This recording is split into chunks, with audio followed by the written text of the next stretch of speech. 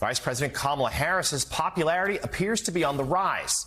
According to a new ABC News Ipsos poll, 43% say they view Harris favorably, compared to 42% who view her unfavorably. Just last week, that same poll had her favorability at 35%. So that's a real jump. Meanwhile, Donald Trump's favorability stands at 36% after reaching 40% the week before. 52% view Trump as unfavorable. Meanwhile, over a week since President Biden dropped his re-election bid, Trump continues to focus a large portion of his public comments on his former opponent. You know, we lost a candidate recently, crooked Joe Biden. And I thought, we lost this wonderful person. You know, he's actually a terrible human being, if you want to know the truth, so don't feel sorry. And we have another worse, he's the worst human being. And I sort of made an analogy last night. Last night, think of this, I was speaking in front of a very powerful and very strong, very religious group, Christians, evangelicals, Christians. And then today I come in front of Bitcoin, and now I'm going to Minnesota to do a rally. You think my life is so great, don't you, huh? But I cover a lot of territory. I go from religion to Bitcoin to a rally. And I don't get it mixed up like other people do. As you know, 6 days ago, we officially defeated the worst president in the history of the United States. I believe he was the worst president in the history of the United States. We're beating them, and we're beating them badly, and we have to make sure that we do. We need to do it for our country. And you can't just be a fighter and have your man lose the fight, or woman, but in this case, a man. He's losing the fight. He's down by 15, 16, 17 points. They say that you're not going to win, Joe. You got to get out. He didn't want to get out. He said, I'm not getting out. He said, you're getting out. He said, I'm not getting out. I got 14 million votes. I'm not getting out. They said, if you're not getting out, we're going to institute the 25th Amendment on your mental competence. He said, like I said before, I think I'm going to get out. Okay? And they got him out. We'll, of course, note that there has been no confirmation whatsoever of any discussions using the 25th Amendment to remove President Biden. But there were, however, reported discussions about using that amendment against former President Trump after the 2020 election. Joining us now, special correspondent at Vanity Fair, Gabriel Sherman. His new piece has the title, How Trump World is Coping with the Kamala Harris Boom. Gabriel, good to see you.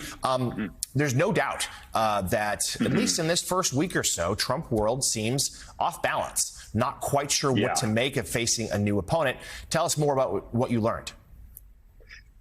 Thank you, Jonathan. You know, really what I found striking is the campaign made it very clear to me that internally they had been planning for weeks for Joe Biden to exit this race, that they were trying to play this, that it wasn't a surprise. And yet, when Joe Biden did exit the race, they really had no playbook for how to go on the offensive against Kamala Harris.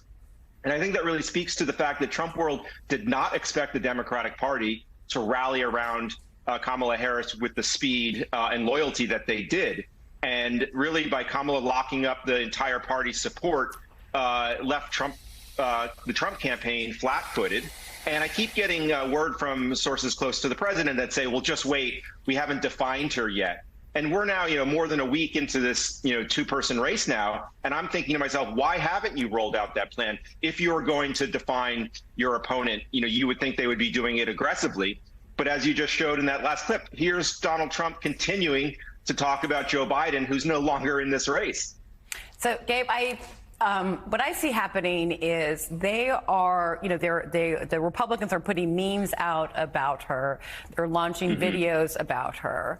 But they are finding that they are not landing, they're not making Democrats nervous, and they're not landing with the same, even maybe 6 weeks ago, I think memes about the vice president talking about what her mom said, did you fall out of a coconut tree? They were received in a different way. It was received as like, oh, it's a little odd. We're not sure about that. It's a little, it was like not embraced the way it is now. And what I see happening that's different is that Democrats so much have her back back, it's like it's almost the same kind of response that you would get when, like in 2015, when other Republicans would attack Trump, and his base would just be like, "We like that about him," right? And you see that Democrats are having her back. So, do you think that it's not that they don't have a plan; it's just that it's not working?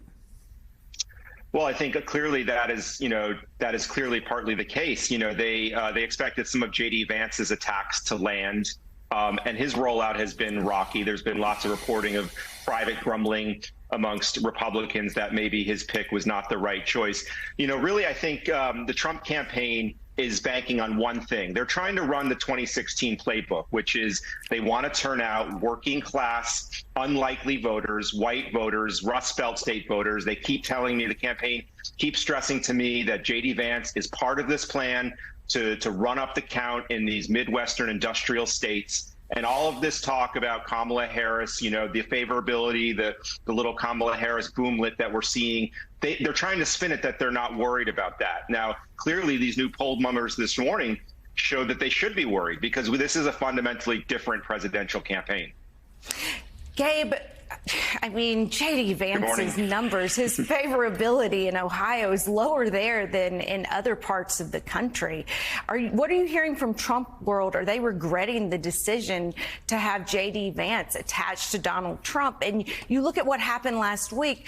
Kamala Harris wasn't defined. J.D. Vance was defined. Yeah.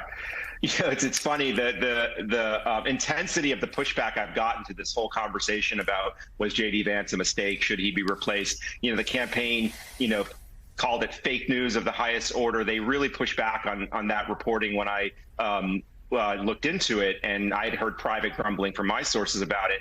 And I think that's the case of one doth protest too much. I think they're trying to say, no, everything's fine, nothing to see here. But if everything was fine, we wouldn't be having this conversation. So I don't think this was how the first week of J.D. Vance's rollout was supposed to go.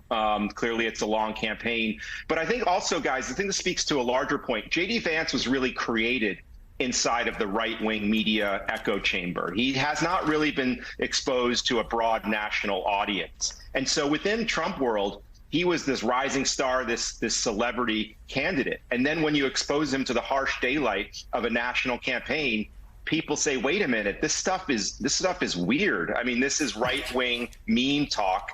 This is not how to bring a country together. And so I think that's partly what you're seeing here, is that he is now exposed to a very different media environment than he has been as a senator and as a celebrity author.